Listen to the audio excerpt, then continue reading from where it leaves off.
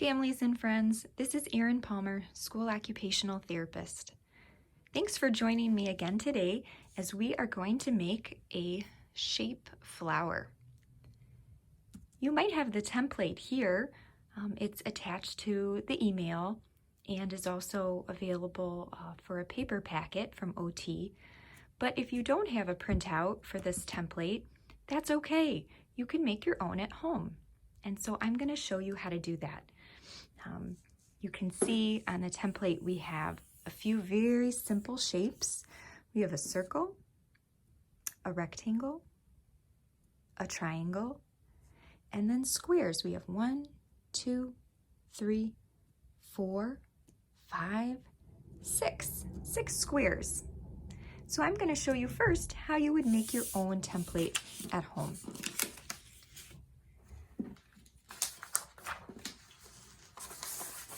All you need is a piece of blank paper, and I'm going to use a marker. I'm going to use this marker because it shows up a little bit better. So first, I'm going to start with our squares. So I'll make a really long rectangle.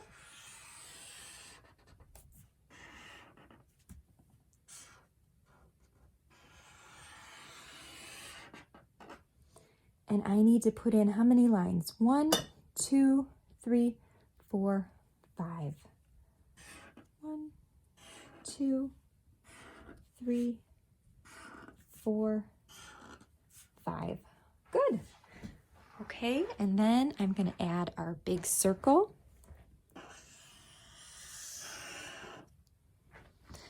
The tall triangle.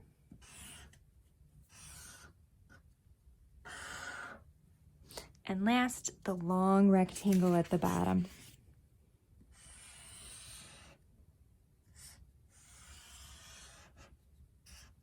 Great! So these are your shapes that you'll be able to cut to make the flower. Okay, so I'm going to set this to the side.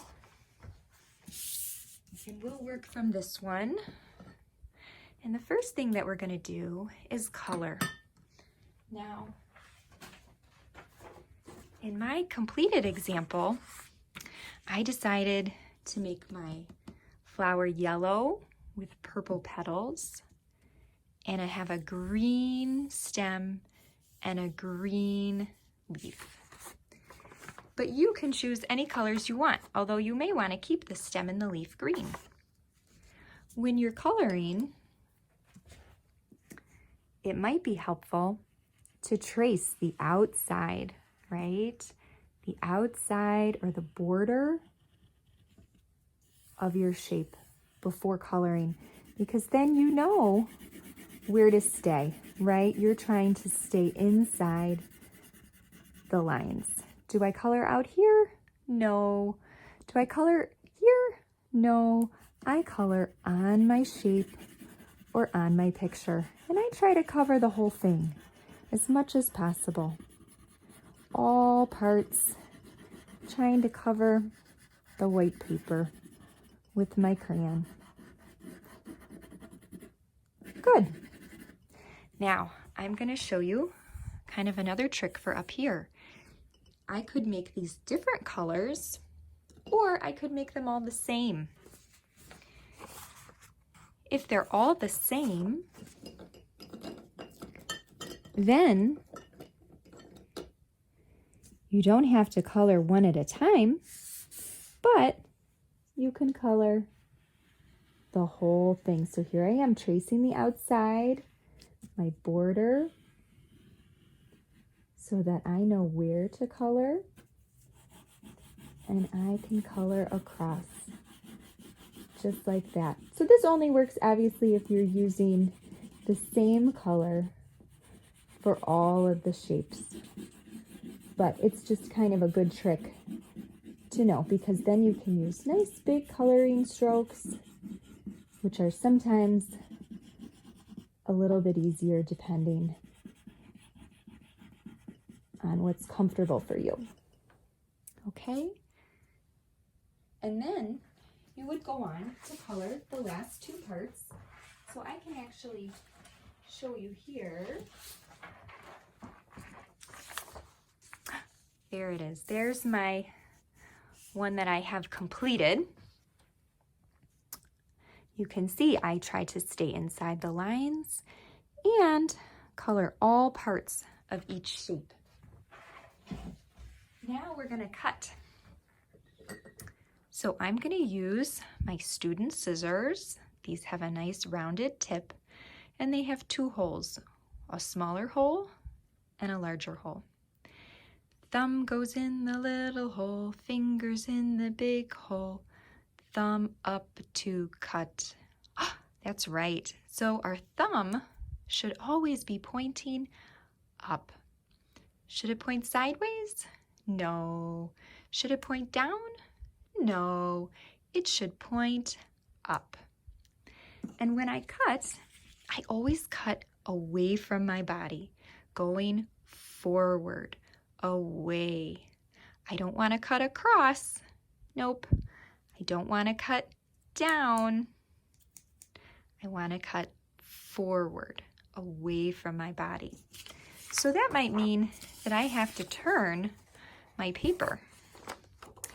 Another tip that can make cutting a little bit easier is to pre-cut some of the shapes. So if I'm going to pre-cut my rectangle, and this might be something that your families can help you with, first I would just cut a little bit around my picture. I'm going to put my orange back on the table just because I think it makes it easier to see. I'm working on a white table today and sometimes it blends in, right? Okay, so now I pre-cut. I don't have as much paper to hold. That makes it easier. I am always going to cut on the line.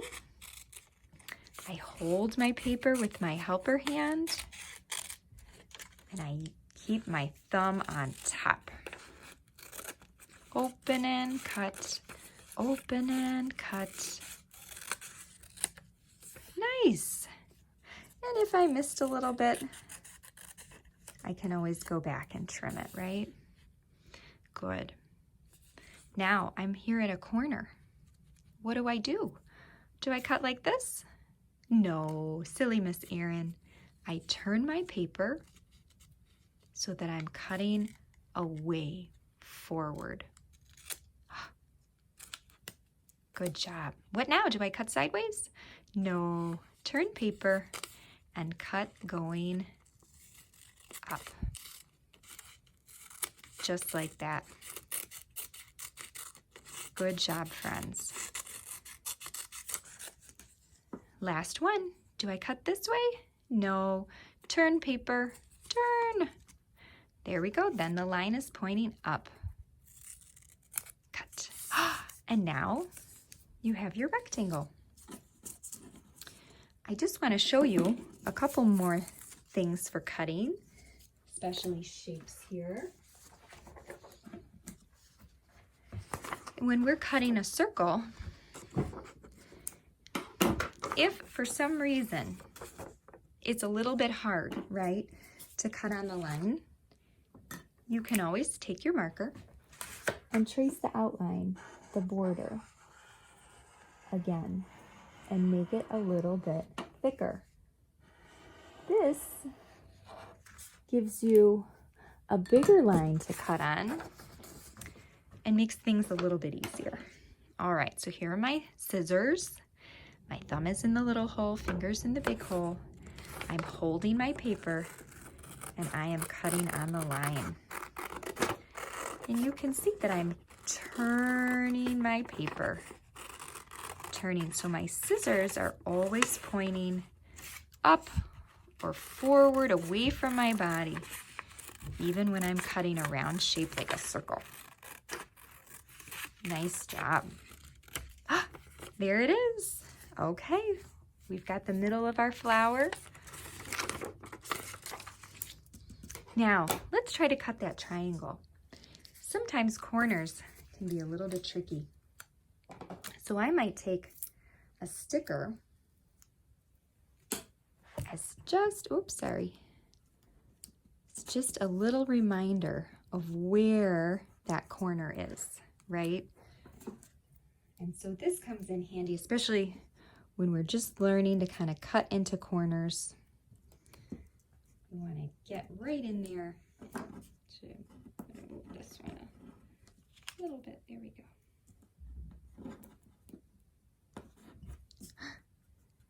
And this helps me see those corners and find them.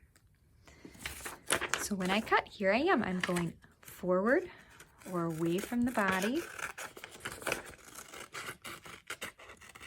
Okay, should I turn? Should I turn my paper? No, I haven't gotten to my sticker yet. I haven't gotten all the way in that corner. Cut more. Now I'm there. Turn. Good. Cutting. Did I get there? No, not yet. Go all the way in. Turn. Cut.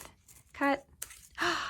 Nice job. Look at that. 1, 2, 3 beautiful corners.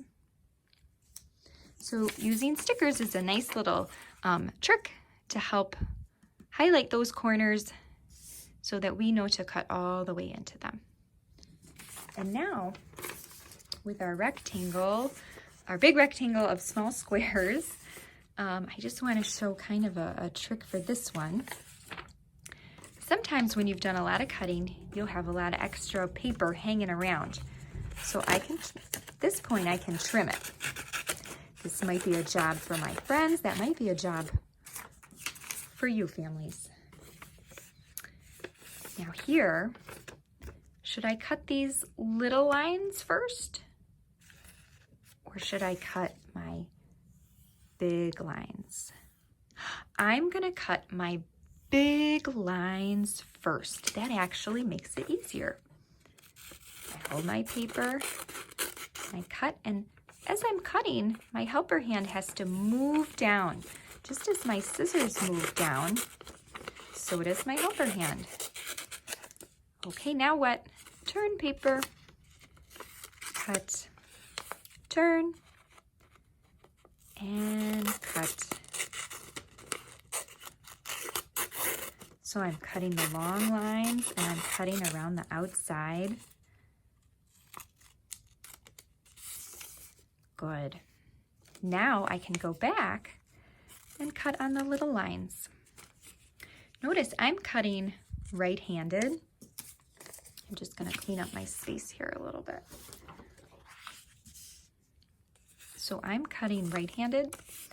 So I actually start on the lines closest to my cutting hand, my scissor hand. I cut. Then I can just move my helper hand over. This is a lot easier than cutting over here, right? So we always want to start on the cutting hand side if we can. That was it. Great job. So now you have all of your shapes, and it's time to glue.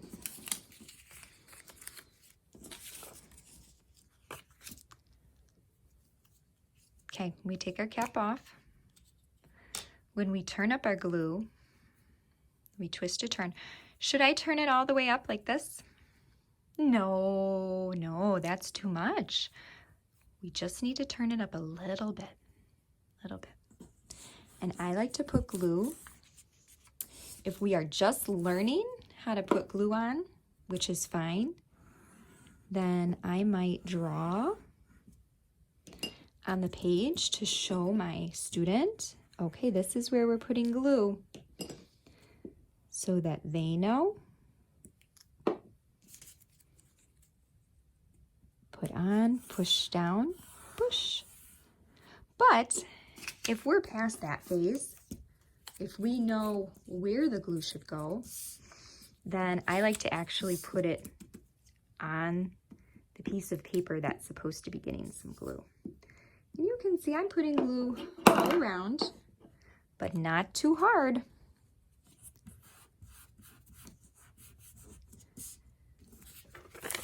Right? So I put glue. You can do a couple different ways. Some people like to make a T or an X. I like to sort of make sure I'm hitting all of my paper. Put on, push down, push down. Oh, I might have to move that down actually. Push down, because I want to leave a little room at the top for my petals. And then we're just gluing our petals